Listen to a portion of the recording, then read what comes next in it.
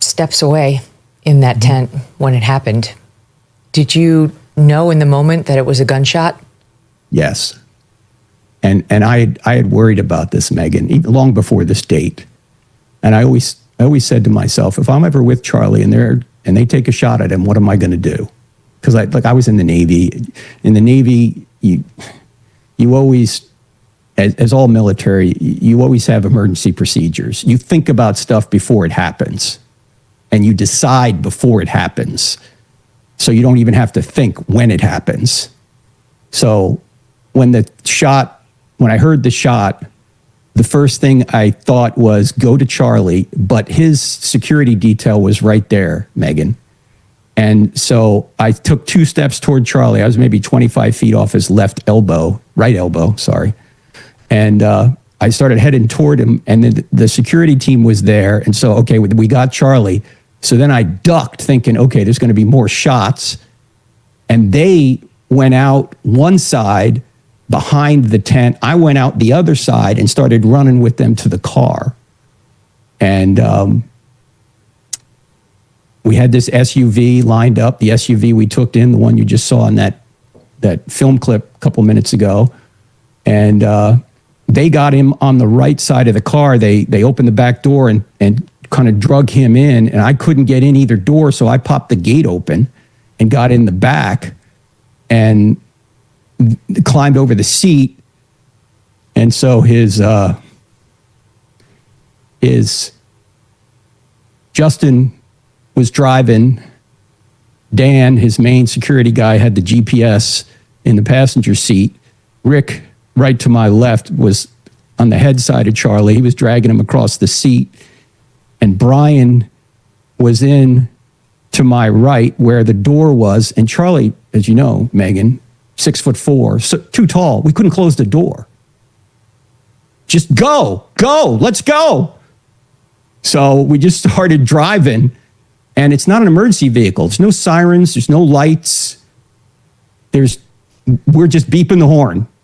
And I don't know how Brian stayed in the car, because we're just yanking and banking trying to get to this hospital that's like a little over 4 miles away.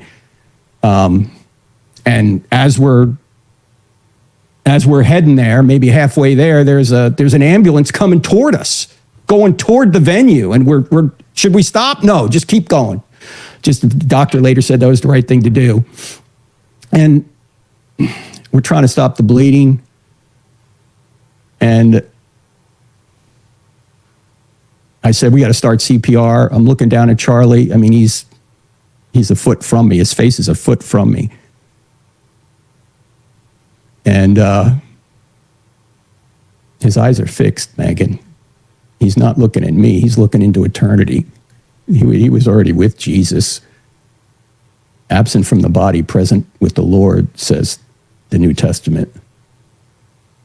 And but we had to start CPR anyway, so we did. I just started pounding on him, trying to get him to respond. Couldn't do it. Got to the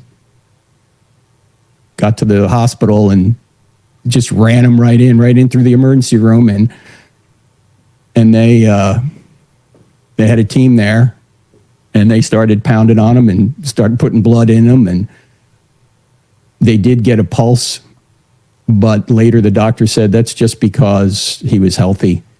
But the shot was catastrophic. Let me just put it that way. We couldn't have done anything. He died instantly. He had first aid there. He was killed instantly. The only comfort is that he didn't experience any pain, according to the doctor. He was just taken out. What did the doctor say when he came out? That? What did the doctor say when he came out? Well, there was one doctor that basically said, okay, we have a pulse. So we're all praying out loud. We're like, come on, Lord, save it. Come on. Give us a sliver of hope here. And we're praying out loud in the car on the way there. And then they brought him into surgery. And about, I'd say a half hour later, the head surgeon came out and said he's dead. And that's when the great Mikey McCoy showed up. Actually, he was there just before that happened. And 23 years old, he's calling the vice president. He's calling Erica. He's sending a plane to get Erica. He's talking. He's asking the doctor real hard questions. He's shaking a little bit, but he knows what he needs to do. He said, Charlie would want me to do this. And he just took over. I couldn't be more proud of that man. Love that man. 23 years old. Very impressive guy. We spent some time with him yesterday in the audience, got to see him, meet him on the show. I've been wondering since last Wednesday, how are the guards? Do you know? They must be so shaken up. Yeah, that whole day I just kept going, hugging him, saying, this is not your fault. I'm telling you, Megyn, any one of those guys would have taken a bullet for Charlie. They loved him. They would have. And they're professionals. Most of them have military background or at law enforcement background. They would have died for Charlie like Jesus died for us. They would have done it. And, you know, I'd like to think I would have done it too, but I can't be the Apostle Peter and say, oh, Lord, I'll never deny you, and then I would. You know, I don't know. I'd like to think I'd have done the right thing if I had a chance to, but he was like a son to me, Megyn. That's why I had to be in that car. Imagine you're God forbid, one of your children gets shot. You're not going to stay behind and, I'll see you at the hospital. No, I had to be in that car. Mm-hmm. Mm-hmm. I know you had your phone on, and your son was hearing all of this too. So, he must have been traumatized just listening to it all. Yeah, it was my son and daughter-in-law. He's 35 years old, and I was FaceTiming them because they love Charlie. And I was just, first I was FaceTiming my wife, and then I said, let me call Spencer. And so I started FaceTiming him. During the event? During the event, yeah, both during the event.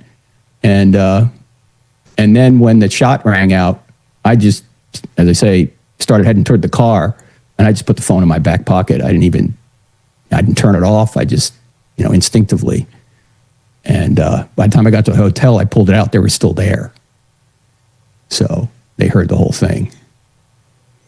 Do you know why the roofs of the buildings were not protected? I wish I knew, Megyn. I wish I knew. As I understand it, that was the university police's role. That's my understanding too. This is Butler, PA all over again, isn't it? Yep. Like what's there does need to be a real investigation as to why that they weren't patrolling that roof.